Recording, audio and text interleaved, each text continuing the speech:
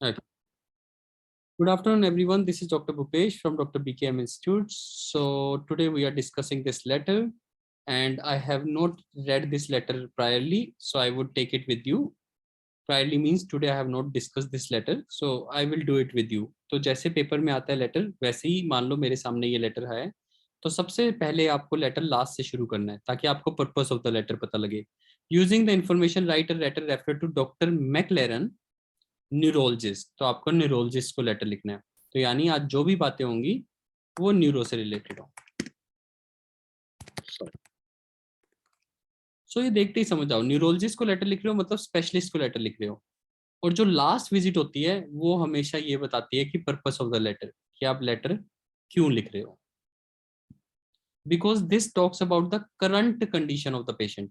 तो जो भी ये डेट दी होती है ये टुडेज डेट होती है. यानी आज चाहे 2022 चल रहा है, पर जब हम पेपर दे रहे हैं तो समझो इस दुनिया में 9 अगस्त 2014 ही चल रहा है. आज का दिन ये है आपके लिए.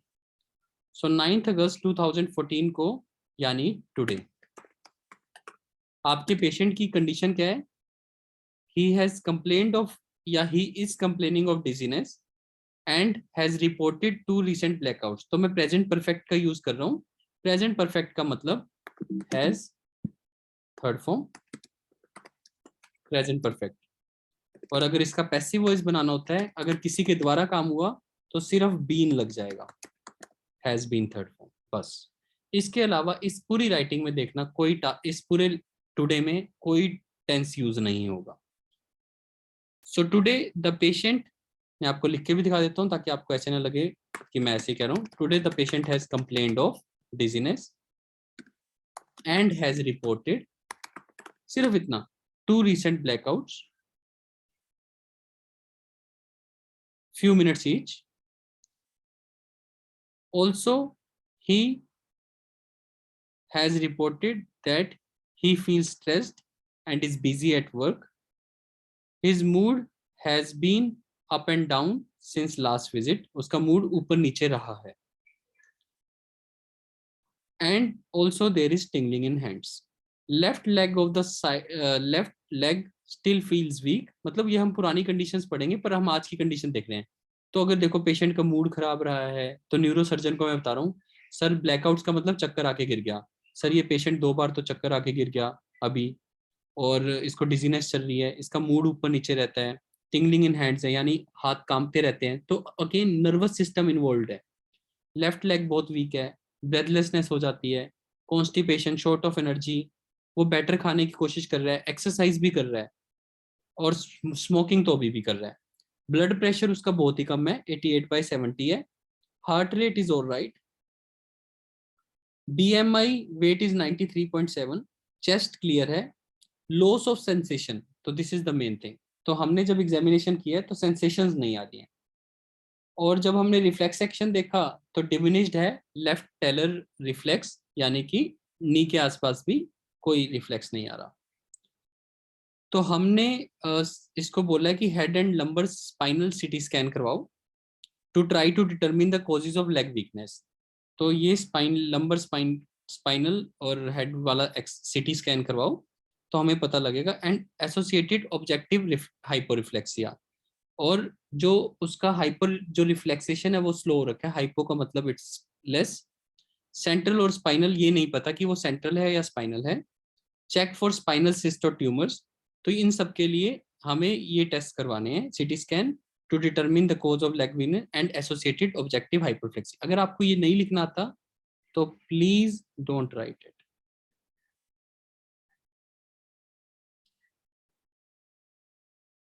डोंट राइट इट अगर मुश्किल हो रही है. आज की विजिट में तो हमने जो असेसमेंट किया है कि सस्पेक्टेड है कि वो मल्टीपल स्क्लेरोसिस का केस है, इसलिए हमने कहा है आपको सीटी स्कैन करवाना है. और सीटी स्कैन कौन करेगा?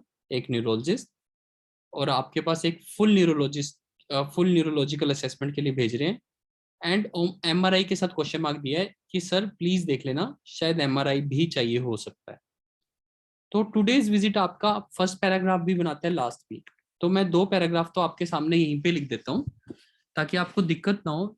और फर्स्ट और लास्ट पैराग्राफ अच्छा बन गया यानी पर्पस अच्छा बन गया तो प्रॉब्लम वैसे ही खत्म हो जाती है. सो प्लीज आज अच्छे से सीख लेना. क्योंकि चांसेस है इस बार ऐसा ही लेटर आएगा। और पैसिव में हैज बीन थर्ड फॉर्म। जो भी काम हमारे द्वारा होगा तो ये मैं पहले ही लिख दूंगा, क्वेश्चन पेंसिल से लिख देंगे, बाद में रब कर देंगे। अगर आप पेपर में भी लिखना चाहते हो तो लिख सकते हो, कोई बुरी बात नहीं है। सो अब देखते हैं लेटर क्या चल रहा है। सो फर्स्ट पैराग्राफ, सिर्फ देखो लास्ट विजिट से, this letter is being written regarding, बस फर्स्ट पैराग्राफ से मुझे, फर्स्ट पेज से मुझे पेशेंट का नाम चाहिए था, तो mister Weir who has been suspected with, ये रहा, मल्टीपल स्क्लेरोसिस। पूरा लिखना है पेपर में, multiple sclerosis. If you want to write it capital तो दोनों वर्ड्स को कैपिटल लिखना, ठीक है। Who has been suspected multiple sclerosis, so he needs CT scan and a full neurological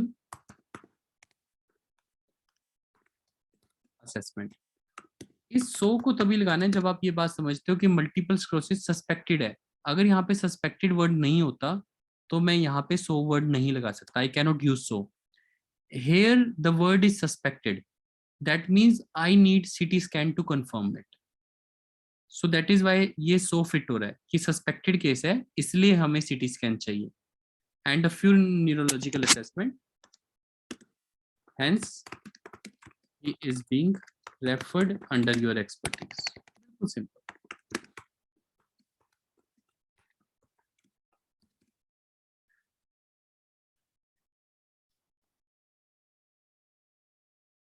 बिल्कुल सिंपल, फर्स्ट पैराग्राफ खत्म, that's it, first paragraph is over. सोचो ऐसा लिखा तो इतना मिनिमम पक्का हो गया, सिर्फ इतना सा लिखने से। फिर लास्ट पैराग्राफ जब टुडे में लिखोगे, टुडे, क्योंकि टुडे की कंडीशन ही सबसे, today the patient has complained of,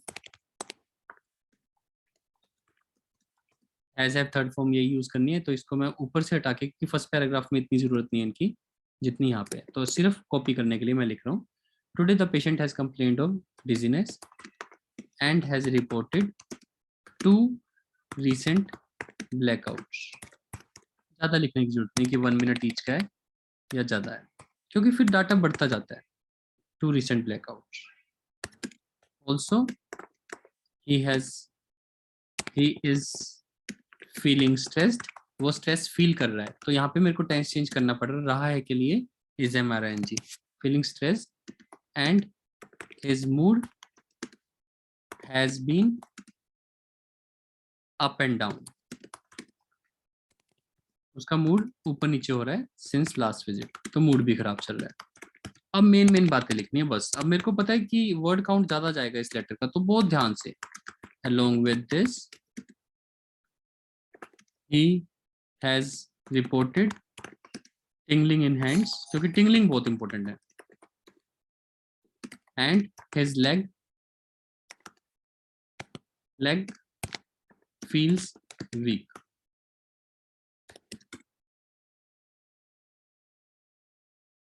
Rest is okay, rest। Also his blood pressure is only 88/70। तो जो भी नोटिसेबल होती है फाइंडिंग सिर्फ वो, बाकी आपको लिखने की जरूरत नहीं है। MMHG, right. ऑन एग्जामिनेशन हमारे द्वारा पाया गया है passive voice, he has been found with loss of sensation on both hands। अब थोड़ा सा वो अजीब लग रहा है तो आई विल से इन। अगर आप ध्यान से देखोगे तो मैं सिर्फ वही लाइंस उठा रहा हूं जिसमें मैं कंफर्टेबल, और सिर्फ हैज हैव और पैसिव में हैज बीन का यूज करने की कोशिश कर रहा हूं। He has reported tingling and his leg feels weak, his BP is only this, on examination he has been found with both hands। Also या फर्दर या बिसाइड्स थोड़ा सा वो भी है, he is having diminished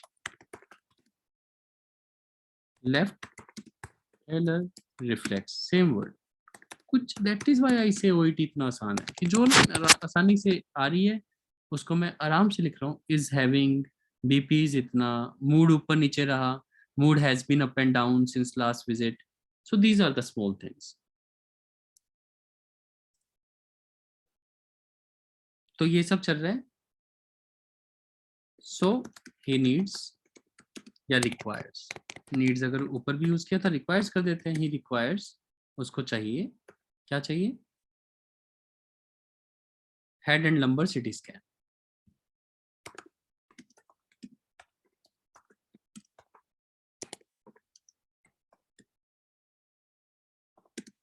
to determine the causes of leg weakness and associated hyper, and ये वाली line मेरे को समझ नहीं आ रही है, तो leg weakness and associated hypo objective hypoplasia, तो शायद इसको भी करना है।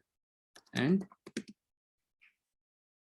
देयर कैन बी, तो मुझे समझ नहीं आ रहा तो मैंने इसको ऐसे लिखा है कि उसको हो सकता है। अगर आपको बिल्कुल लिखना नहीं आ रहा तो पेपर में छोड़ देना प्लीज, जबरदस्ती मत करना। And also there can be associated objective hypo reflexia.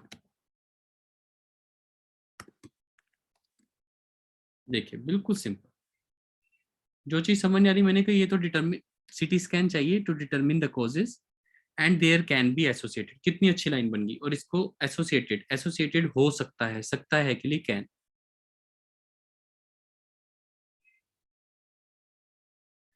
So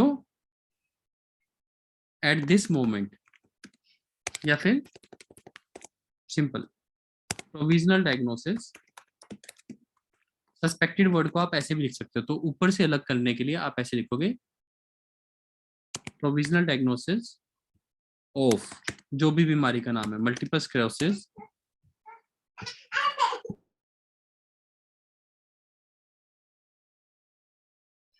multiple sclerosis, provisional diagnosis of multiple sclerosis has been made, हमेशा ऐसे लिखना है।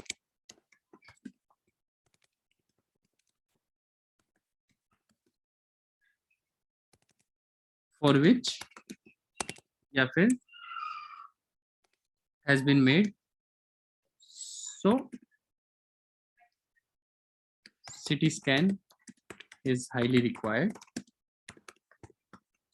and MRI might be required as well.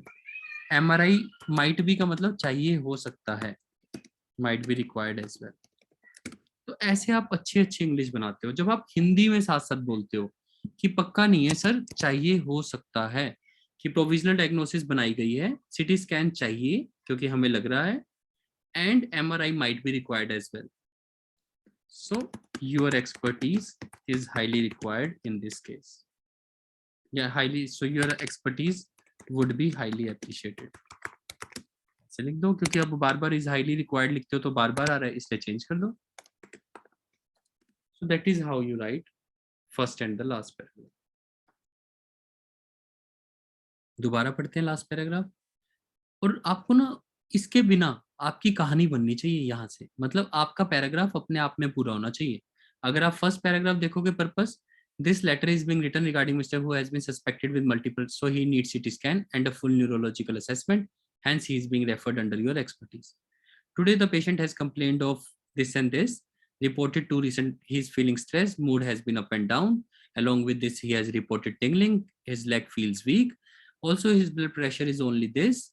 On examination he has been found with loss of sensation in both hands, besides he is having diminished stellar reflex, so he requires head and lumbar CT scan to determine the causes of leg weakness, and there can be associated word को हमेशा ऐसे डालो, and there can be associated hyperflexia is as well. Provisional diagnosis of has been made, ये बनाई गई है हमारे द्वारा, so CT scan is highly required and MRI। So again इसलिए लग रहा है कि प्रोविजनल डायग्नोसिस है, इसलिए कंफर्म करना है। अगर आपको सो जरा सा भी गड़बड़ लगता है तो आप आराम से एंड कर सकते हो। And CT scan is highly required. 2 बार एंड आ रहा है, ऐसा कर देते हैं, सो ही ठीक है। सो ये आपको चूज करने पड़ते हैं कि कौन सा right connector. So CT scan is highly required and MRI might be required as well to find the exact cause। सिर्फ इस सो को ठीक करने के लिए मुझे ये लगाना पड़ा कि प्रोविजनल डायग्नोसिस हो गई है और CT स्कैन चाहिए, MRI चाहिए to find the exact cause. Your expertise, अब 2 बार सो अच्छा नहीं लगता, would be highly appreciated. So that is how you write. थोड़ा और रिफाइन हो जाता है जब हम कोशिश करते हैं। When we read it again it becomes even better.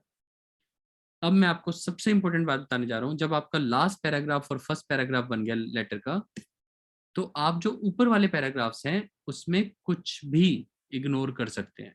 ये बहुत इंपॉर्टेंट, पास्ट विजिट्स बहुत इंपॉर्टेंट नहीं होती, तो ये सिर्फ ओवरव्यू के लिए होती है। इसके लिए 2 पैराग्राफ्स हैं आपके पास और आपको पता है वर्ड काउंट पहले ही ज्यादा चल रहा है, तो आपके पास सिर्फ 80-90 वर्ड्स हैं इन चीजों को लिखने के लिए। तो सिर्फ इंपॉर्टेंट चीजें उठाओ। मिस्टर वाइकलवेल 183 सेंटीमीटर, स्मोकर, ये स्मोकर वाली लाइन लिख देना, ही इज अ स्मोकर, तो वो लास्ट वाली लाइन पूरी हो जाएगी। He is still smoking, is आ गया वर्ड, सोशल हिस्ट्री में ही इज अ स्मोकर यानी अभी भी कर रहा है। And is overweight, he is a known case of depression and has been taking, ये वाली लाइन सुन लो, he is a known case of depression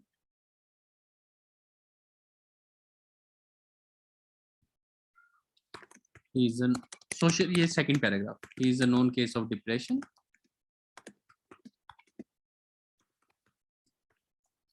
and has been taking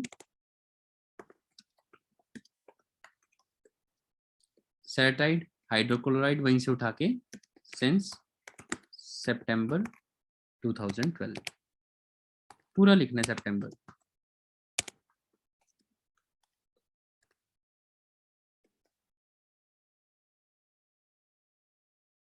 ठीक है, real estate agent, no time for relaxation, active member of local church, basically बहुत ज्यादा tired routine है। On 29th, and आज की डेट क्या थी, अगस्त 9th, यानी आज से लगभग 2 महीने पहले आया था। आज 9 अगस्त है, लगभग 1.5 महीना पहले। सो 1.5 month अगो ही केम। तो विजिट्स को कैसे लिखते हो, इसी सोशल हिस्ट्री छोटी सी बनेगी, मेडिकल हिस्ट्री उसी के साथ आ जाएगा फ्लो में। On 29 July 2014 he visited for general checkup. अब प्लीज, आपको पता है डाटा कम है तो सिर्फ मेन बातें, चेकअप, जनरल चेकअप के लिए आया था। Run down, tired and sluggish, heart rate ठीक है, BMI थोड़ा ज्यादा है, वेट ज्यादा है। टेस्ट हमने इसको कोलेस्ट्रॉल लिपिड्स के टेस्ट बोले थे, तो बस he came for the general एपक एंड ही वाज फीलिंग कम से कम run down and tired. Also his BMI was, ये बात जरूरी है कि वेट ज्यादा था, his BMI was 27.8 and weight was 93.1। सिर्फ मेन चीजें, वेट was 93.1 kgs। इसलिए hence या therefore he was advised to undergo, ये वर्ड बहुत अच्छा है, therefore he was advised, ये लाइन भी बहुत इंपॉर्टेंट है, आपके बार बार काम आएगी। there was, he was advised to undergo CBC and cholesterol lipid test।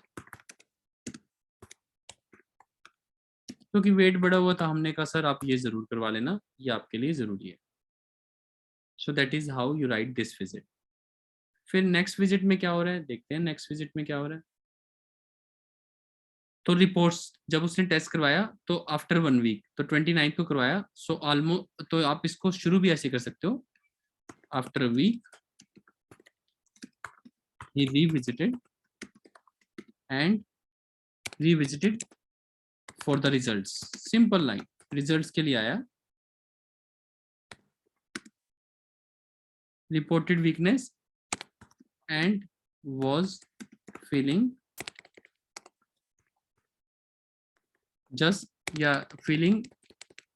he was feeling the same as previous visit. ऐसी लाइन आपको मार्क्स देती हैं. He was feeling the same as previous visit. तो वैसा ही फील कर रहा था एक हफ्ते बाद भी जैसे था. ठीक है, अब उसको नेक्स्ट पेज पे देखते हैं हमारे पास इंपॉर्टेंट डाटा क्या है. तो BMI बढ़ गया यानी वेट बढ़ गया. Further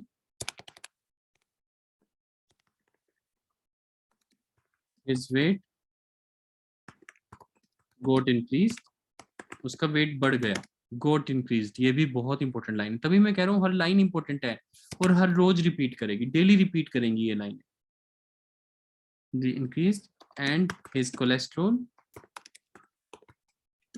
was 6.37. तो कोलेस्ट्रॉल हाई था मिलीमोल पर litre. And he had low WBC, RBCs along with low HP and HCT. So ये सब लो थे.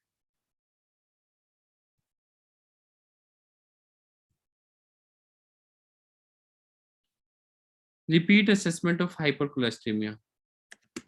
So he was advised to repeat